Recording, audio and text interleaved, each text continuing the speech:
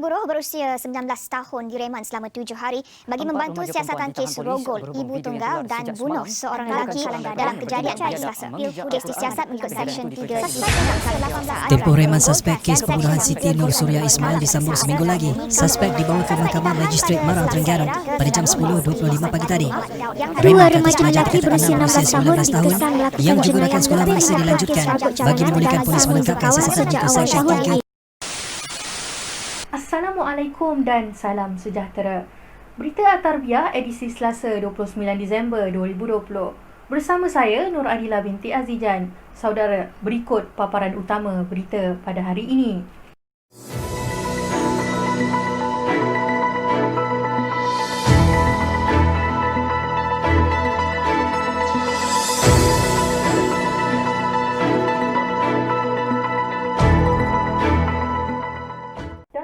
Mencapai kemajuan di sesebuah negara, pembinaan akhlak melalui pembangunan manusia yang seimbang dan bersepadu amatlah penting. Hal ini secara tidak langsung menjamin pembangunan ekonomi yang mampan serta kekuatan politik bagi mengekalkan kecemerlangan negara secara berterusan. Atas kesedaran tersebut, dapat dilihat betapa pentingnya isu penekanan terhadap aspek penghayatan nilai Islam dalam kehidupan seharian. Namun, standard sebenar penghayatan nilai Islam dalam kehidupan seharian di kalangan pelajar yang telah melalui sistem pendidikan di negara ini masih menjadi tanda tanya. Pengarah Bahagian Pendidikan Islam Kementerian Pendidikan Malaysia, Tan Sri Muhammad Fauzan bin Muhammad Nur Azli berkata, isu ini tidak harus dipandang remeh. Bismillahirrahmanirrahim. Assalamualaikum warahmatullahi wabarakatuh.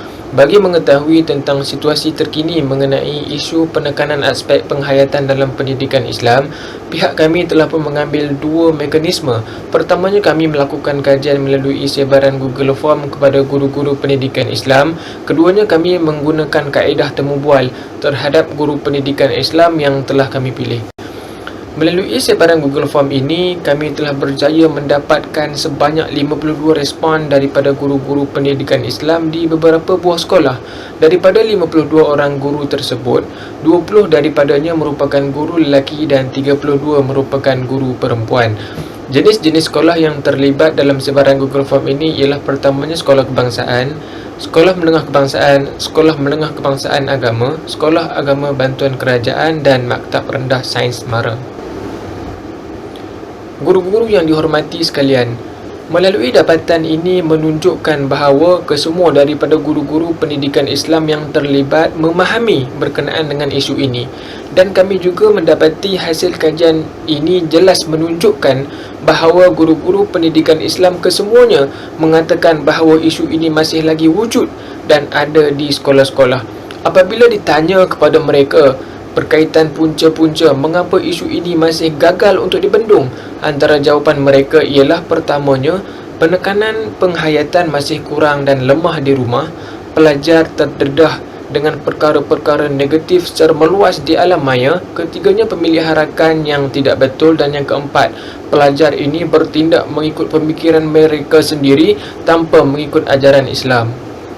Baik, melalui temu bual pula, kami telah memilih seorang guru pendidikan Islam yang telah lama berada dalam dunia pendidikan. Nama beliau ialah Muhammad Nur Azli bin Haji Saleh. Sekarang beliau merupakan pengetua di Madrasah Khairiyah Islamiah Kepala Batas Pulau Pinang. Pada pandangan beliau, isu ini sememangnya masih berlaku di sekolah-sekolah pada ketika ini. Beliau juga tidak menafikan bahawa pada zaman ini banyak program-program penghayatan dijalankan maupun di sekolah ataupun di kaca televisyen jika nak dibandingkan dengan zaman dahulu. Namun, mengapa isu ini masih gagal untuk diselesaikan? Pada pandangan beliau, kerana suasana kini yang serba canggih membuka laluan mudah kepada para pelajar untuk mengakses dan terdedah kepada perkara-perkara yang negatif. Kata beliau juga, silibus itu merupakan tanggungjawab kepada setiap guru untuk diselesaikan. Tetapi, dalam proses takdib untuk seorang guru itu memperadabkan para pelajar, itu merupakan amanah bagi seorang guru pendidikan Islam. Maksudnya di sini, tugas seorang guru itu bukan sekadar mengajar untuk mencapai kecemerlangan dalam akademik semata-mata. Bahkan untuk tujuan yang lebih besar daripada itu, iaitu untuk membentuk pelajar yang berakhlak mulia dan dapat mengamalkan apa yang dipelajari dalam kehidupan seharian mereka. Jadi guru-guru yang saya kasihi sekalian, kita sebagai guru pendidikan Islam, kita perlulah mengambil isu ini sebagai cabaran kepada kita secara berhikmah untuk kita dapat menyelesaikan isu ini dengan tuntas dan terbaik bagi membentuk pelajar-pelajar yang mempunyai sahsiah unggul dan mampu untuk mentadbir negara kita pada masa yang akan datang.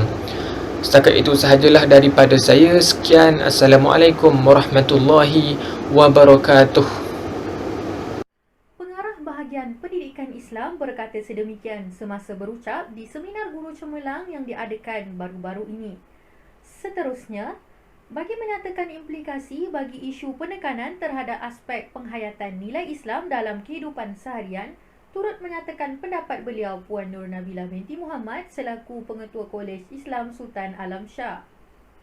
Menyentuh mengenai implikasi penekanan penghayatan pendidikan Islam di sekolah terhadap pembangunan pendidikan Islam di Malaysia boleh dilihat melalui dua perkara, iaitu kesan positif dan juga kesan negatif yang menyentuh tiga aspek yang utama, iaitu yang pertama pelajar itu sendiri, yang kedua guru pendidikan Islam itu sendiri, dan yang ketiga bahagian pendidikan Islam dan juga Kementerian Pelajaran Malaysia. Kesan positif bagi pelajar terhadap isu penekanan aspek penghayatan dalam pendidikan Islam di sekolah ini akan melahirkan modal insan kamil di kalangan pelajar. Terdapat tiga aspek yang boleh dilihat mengenai kemenjadian pelajar ini terhadap isu penekanan aspek penghayatan pendidikan Islam ini, iaitu yang pertama aspek akidah, yang kedua aspek ibadah, dan yang ketiga iaitu aspek akhlak. Berbicara mengenai aspek akidah, dapat dilihat melalui apa yang menjadi pegangan terhadap kehidupan pelajar itu. Pegangan ini dapat dilihat melalui penghayatan terhadap rukun iman yang 6, sama ada ia dipatuhi ataupun sebaliknya. Yang kedua pula daripada aspek ibadah, dapat dilihat melalui keistiqomahan pelajar dalam melaksanakan ibadah yang dilaksanakan ataupun diperintahkan oleh Allah terhadap pelajar. Ibadah ini dapat dilihat melalui amalan solatnya, amalan puasanya dan juga amalan-amalan ibadah yang lain. Keistiqomahan ini merupakan satu tanda ketaatan pelajar kepada apa yang diperintahkan oleh Yang Maha Esa, menunjukkan keberkesanan penghayatan terhadap penekanan pendidikan Islam di sekolah. Aspek yang ketiga iaitu aspek yang terakhir ialah aspek akhlak. Aspek akhlak ini dapat dilahirkan ataupun dizahirkan melalui kemenjadian ataupun keluhuran budi pekerti mahasiswa itu bila bermuamalah sama ada sesama manusia ataupun makhluk-makhluk yang lain. Ketinggian dan keluhuran budi yang ditunjukkan ataupun yang dihasilkan daripada penekanan aspek penghayatan dalam pendidikan Islam ini merupakan kayu ukur yang utama yang akan dilihat oleh guru-guru dan juga para pelajar lain sekiranya apa yang diajarkan itu diamalkan ataupun dihayati oleh para pelajar dalam kehidupan seharian, kerana akhlak itu gambaran daripada akidah dan ibadah para pelajar. Beralih pula kepada kesan positif bagi isu penekanan aspek penghayatan dalam pendidikan Islam di sekolah bagi guru pendidikan Islam itu sendiri pula ialah kesannya akan memberi impak yang positif terhadap kredibiliti ataupun profesionalism guru pendidikan Islam itu. Kredibiliti dan profesionalism guru pendidikan Islam terhadap isu ini dapat dilihat melalui dua perkara, iaitu pertama, kaedah pengajaran yang dilaksanakan semasa mengajar pendidikan Islam. Yang kedua, personaliti guru pendidikan Islam itu sendiri yang menjadi kuduah juga contoh kepada para pelajar untuk mengamalkan apa yang diajarkan dalam kehidupan seharian mereka.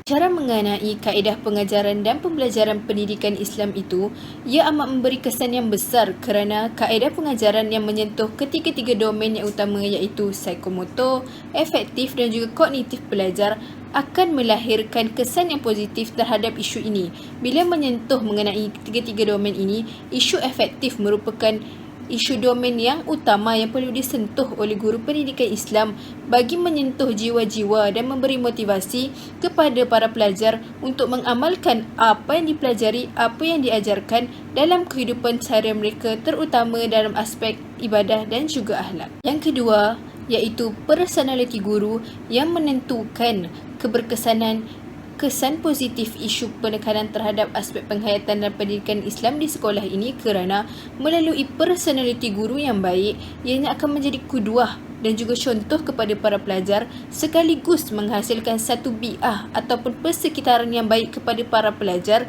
untuk para pelajar berubah ataupun membentuk akhlak yang baik, seterusnya membentuk modal insan yang kamil dalam kehidupan seharian pelajar. Akhir sekali, kesan positif terhadap isu penekanan aspek penghayatan pendidikan Islam di sekolah terhadap pembangunan pendidikan Islam di Malaysia menyentuh kepada guru pendidikan Islam dan pentadbiran sekolah itu sendiri akan membuang persepsi negatif para pelajar dan juga masyarakat mengenai pendidikan Islam ini membosankan. Pendidikan Islam ini bukan merupakan satu perkara yang perlu diutamakan kerana personaliti guru dan juga kaedah pengajaran yang dilaksanakan oleh guru membantu untuk membuang persepsi ini kerana apa yang diajarkan, apa yang dicontohkan itu dapat menarik perhatian pelajar, dapat menarik minat pelajar. Bahagian Pendidikan Islam dan Kementerian Pendidikan Malaysia sendiri juga akan terkesan sekiranya isu penekanan aspek penghayatan pendidikan Islam ini dilaksanakan di sekolah kerana kesan positifnya ialah keberhasilan ataupun keberkesanan panduan ataupun modul khusus yang disusun terhadap kurikulum pendidikan Islam itu sendiri. Ia menunjukkan ketinggian kualiti program-program ataupun kurikulum yang disusun oleh BPI dan juga KPM yang menjadi panduan kepada guru-guru pendidikan Islam dalam mengajarkan subjek pendidikan Islam itu. Prasarana yang disediakan oleh KPM dan juga bahagian pendidikan Islam di sekolah yang digunakan oleh GPI ataupun guru pendidikan Islam ini dalam mengajarkan kaedah-kaedah juga memberikan ataupun menunjukkan kesan yang positif terhadap isu ini kerana prasarana yang disediakan seperti kemudahan surau dan juga bahan bantu mengajar yang lain akan membantu efektifnya kaedah pelaksanaan pengajaran dan pembelajaran yang dilaksanakan oleh guru ketika kelas. Berbicara mengenai implikasi negatif sekiranya isu penekanan aspek penghayatan dalam pendidikan Islam di sekolah ini tidak dilaksanakan terhadap pelajar ialah pertama, menghasilkan ataupun menyebabkan peningkatan masalah akhlak ataupun kadar jenayah di kalangan para pelajar sekolah. Peningkatan masalah akhlak ataupun kadar jenayah ini dapat dilihat melalui tingginya kadar vandalisme di sekolah, peningkatan masalah para pelajar yang ponteng sekolah, ponteng kelas, para pelajar yang merokok, para pelajar yang melakukan maksiat, bahkan teruk lagi akan melahirkan atau menyebabkan berlakunya masalah penyelewengan ataupun penyesatan akidah di kalangan para pelajar sekolah sekiranya penekanan terhadap aspek penghayatan dalam pendidikan Islam ini tidak dilaksanakan di sekolah. Seterusnya, implikasi negatif sekiranya penekanan terhadap aspek penghayatan pendidikan Islam di sekolah ini tidak dilaksanakan kepada guru pendidikan Islam dan juga pentadbir sekolah ialah ia akan menjejaskan nama baik sekolah, terutama sekali guru pendidikan Islam. Guru pendidikan Islam merupakan ejen utama ataupun tonggak utama terhadap pembentukan akhlak para pelajar di sekolah. Jadinya, guru-guru pendidikan Islam ni antara orang-orang yang terawal akan dipersalahkan sekiranya akhlak ataupun kadar jenayah di satu sekolah itu menunjukkan peningkatan. Rentetan daripada itu, kaedah-kaedah pengajaran dan pembelajaran yang dilaksanakan di dalam kelas pendidikan Islam dan personaliti guru-guru pendidikan Islam itu sendiri akan dipersoalkan oleh para pelajar, guru-guru dan ibu bapa sendiri kerana tiada hasil positif ataupun impak positif yang dihasilkan daripada kelas pendidikan Islam itu sendiri terhadap penghayatan dalam kehidupan seharian. Natijah akhirnya, guru-guru pendidikan Islam dan subjek pendidikan Islam itu sendiri akan dipandang enteng ataupun dipandang mudah oleh masyarakat, bahkan guru-guru serta para pelajar. Akhir sekali, bahagian Pendidikan Islam dan Kementerian Pendidikan Malaysia juga akan terkesan sekiranya isu penekanan aspek penghayatan dalam pendidikan Islam ini tidak dilaksanakan di sekolah. Di samping itu, implikasi negatif terhadap isu ini sekiranya tidak dilaksanakan penekanan terhadap penghayatan dalam pendidikan Islam terhadap KPM dan BPI, mereka akan dituduh tidak adil kerana tidak melaksanakan kurikulum yang menekankan aspek penghayatan dalam pendidikan Islam dalam kehidupan seharian pelajar. Natijah akhir daripada implikasi isu ini ialah KPM dan BPI akan diminta untuk menyemak semula kurikulum pendidikan Islam dan diminta untuk menimbangtara program-program pembangunan guru pendidikan Islam supaya penekanan aspek penghayatan dalam pendidikan Islam ini dilaksanakan di sekolah-sekolah. Kesimpulannya, terdapat dua pandangan, implikasi positif dan juga negatif dapat dilihat melalui isu penekanan aspek penghayatan dalam pendidikan Islam di sekolah terhadap pembangunan pendidikan Islam di Malaysia. Apa yang paling penting perlu diutamakan ialah menomborsatukan penghayatan agama lebih daripada teori-teori akademik. Beralih kepada cadangan yang relevan untuk menangani juga menambah baik isu yang sedang hangat diperkatakan, kita bersama dengan dua orang wartawan bertugas yang menemu ramah guru-guru di dua buah sekolah yang berbeza, iaitu SMKA Al-Irsyad Pulau Pinang dan SMKA Tun Ahmad Zaidi Kuching.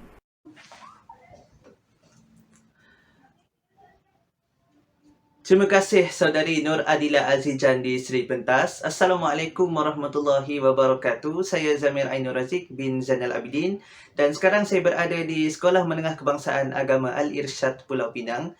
Tuan-tuan dan puan-puan, pada hari ini saya akan berkongsikan hasil temu bual saya bersama para guru dan staf sokongan Sekolah Menengah Kebangsaan Al-Irsyad Pulau Pinang berkaitan dengan isu penekanan terhadap aspek penghayatan nilai Islam dalam kalangan pelajar. Saya berada di sini untuk sekadar bertanyakan pandangan daripada para guru berkaitan dengan isu yang semakin menjadi-jadi ini. Baiklah, hasil daripada temu bual tadi, saya boleh rangkumkan perbincangan ini kepada dua pihak yang bertanggungjawab dalam menyelesaikan isu ini. Dan yang pertama ialah para guru dan yang kedua ialah pentadbir sekolah. Jadi, dari pihak guru perlulah menjadi suri teladan kepada para pelajar, iaitu dengan menunjukkan akhlak yang baik, menunjukkan percakapan yang baik, menunjukkan pemakaian yang baik. Tuan-tuan dan puan-puan, cuba bayangkan kalaulah seorang ustaz itu semasa mengajar memaki hamun menggunakan bahasa-bahasa yang kesat semasa mengajar. Bagaimanakah ustaz ini nak mengajak para pelajar untuk mengeluarkan percakapan yang baik, tuan-tuan dan puan-puan? Saya sebagai contoh yang lain, bagaimanakah seorang ustazah yang tidak memakai stoking masuk ke dalam kelas nak menegur para pelajar perempuan untuk menutup aurat dengan sempurna? Itu analogi ringkas yang boleh saya bagi. Kenapa guru perlu terlebih dahulu menunjukkan contoh yang baik kepada para pelajar agar para pelajar mempunyai kepercayaan yang tinggi kepada guru dan merasakan bahawa guru mereka layak untuk dijadikan contoh dalam penghayatan nilai-nilai Islam. Baiklah, yang seterusnya ialah guru juga boleh melakukan penilaian, walaupun seperti mana yang kita tahu, walaupun dalam pendidikan Islam tidak ada penilaian yang secara khususnya menilai praktikal, amali, tetapi guru bolehlah mengambil inisiatif untuk membuat penilaian dalam apa-apa yang berkaitan dengan amali dalam pendidikan Islam. Contohnya ialah kebiasaannya kita selalu tengok yang para ustaz-ustazah kita akan melaksanakan amali solat, amali haji, amali wuduk dan sebagainya. Tapi cuba juga untuk membuat penilaian dalam amali dalam tajuk-tajuk yang lain, supaya para pelajar merasa bertanggungjawab untuk mengamalkan apa yang telah mereka belajar di dalam kelas. Baiklah, seterusnya kita bergerak pula kepada apakah peranan sekolah ataupun pentadbir sekolah dalam menyelesaikan isu penghayatan nilai Islam dalam kalangan pelajar. Yang pertama, pihak sekolah bolehlah menganjurkan satu sesi dialog antara guru dan ibu bapa. Hal ini demikian kerana para guru bolehlah menceritakan kepada ibu bapa apakah yang berlaku ataupun masalah yang berlaku dalam anak-anak mereka, supaya ibu bapa boleh sama-sama membetulkan di mana silap para pelajar ataupun anak-anak mereka. Dan seterusnya, ibu bapa akan lebih faham apakah peranan mereka dan bukan sekadar mengharapkan pihak sekolah untuk mendidik mereka terutamanya dari sudut akhlak. Kecemerlangan akademik merupakan impian semua ibu bapa dan para guru. Tetapi tuan-tuan dan puan-puan, perlu diingatkan juga bahawa kecemerlangan akademik semata-mata bukanlah kayu ukur untuk anak-anak itu terus berjaya dalam kehidupan. Tetapi kecemerlangan akademik juga haruslah selari dengan sasiah anak-anak. Sampai bilakah kita harus melihat anak-anak muda kita tenggelam di arus modernisasi? Ayuhlah sama-sama kita bangkit, cakna isu penghayatan nilai-nilai Islam dalam kehidupan. Assalamualaikum dan salam sejahtera buat penonton berita Al-Tarbiyah. Saya Nur Syifa binti Suhaini mengulas tentang cadangan lain bagi menangani juga menambah baik isu penekanan aspek penghayatan dalam pendidikan Islam di sekolah. Saya paparkan hasil temu bual yang dilakukan bersama para guru daripada Sekolah Menengah Kebangsaan Agama Tun Ahmad Zaidi. Cadangan yang pertama, mengadakan program penghayatan ilmu agama di institusi pendidikan sekolah. Institusi pendidikan sekolah memainkan peranan yang tersendiri dalam membendung masalah keruntuhan akhlak ini, bermula daripada peringkat prasekolah, sekolah rendah, menengah dan pengajian tinggi sama ada awam ataupun swasta. Tanggungjawab seorang pendidik bukan sekadar menyampaikan pelajaran, tetapi lebih jauh menyemaikan nilai-nilai murni dan mendorong penghayatan kepada semangat Islam. Maka sebagai langkah pertama, wajar dimulakan dengan program penghayatan ilmu agama di sekolah, misalnya kem penghayatan sanubari. Program sebegini perlulah diadakan secara berterusan agar dapat meningkatkan kesedaran para pelajar tentang nilai-nilai murni yang wujud dalam agama, sekaligus membentuk sahsiah pelajar. Dengan pengamalan dan pembudayaan nilai Islam ini menjadi penggerak dan pengukuhan perpaduan dan kesejahteraan. Cadangan yang kedua, peranan ibu bapa sejak kecil. Ibu bapa memainkan peranan yang amat penting dalam mencorakkan peribadi anak-anak supaya selari dengan tuntutan syariat. Anak adalah amanah Allah Subhanahu wa Ta'ala yang paling berharga. Mereka sewajarnya dilentur dari peringkat awal lagi. Hal ini jelas dalam hadis Rasulullah SAW yang diriwayatkan oleh Al-Bukhari. Tiap-tiap kamu adalah pemimpin dan kamu akan dipertanggungjawabkan terhadap orang yang kamu pimpin. Peranan ibu bapa penting dalam mendidik anak-anak mereka supaya menghayati agama ini. Ibu bapa perlu tahu tentang isu-isu semasa dalam memberi pendidikan yang cukup baik untuk anak-anak supaya mereka menjadi seorang insan yang berguna. Apabila mereka mendalami ilmu agama seperti solat 5 waktu, membaca Al-Quran, berbudi bahasa dan sebagainya, mereka akan berjaya dalam kehidupan. Ibu bapa sebagai orang yang paling rapat dengan anak-anak sewajarnya mengambil berat akan perkembangan anak-anak. Pendidikan anak yang sempurna tidak menuntut kecukupan dari segi material semata-mata. Bahkan ia perlu disepadukan dengan tuntutan kerohanian. Ibu bapa seharusnya sentiasa bersikap terbuka dan saling bekerjasama dengan pihak-pihak yang berwajib dalam menyelesaikan segala permasalahan yang berkaitan dengan anak-anak. Cadangan yang seterusnya memberi kesedaran kepada peranan individu dan masyarakat. Dalam usaha untuk menangani permasalahan akhlak, perkara yang paling utama dititik beratkan ialah peranan individu tersebut. Setiap individu sewajarnya menghayati peranan sebagai seorang hamba dan khalifah Allah Subhanallahu Ta'ala dengan memperkukuhkan aspek akidah, ibadah dan akhlak di dalam jiwa.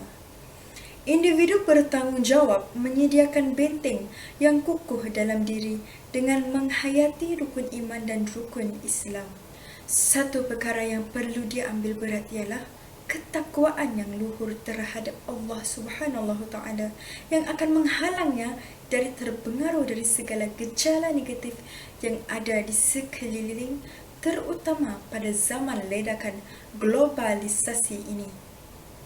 Individu juga seharusnya faham akan peranannya sebagai contoh yang terbaik untuk memperlihatkan ajaran agama Islam yang sebenar di mata dunia, terutama di kalangan bukan Islam.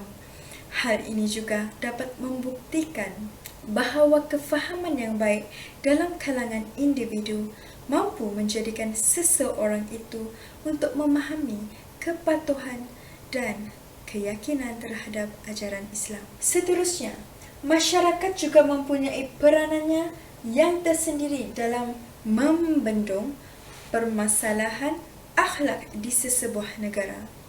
Sewajarnya masyarakat tidak mengambil sikap individualistik dengan membiarkan pihak yang terlibat terumbang-ambing.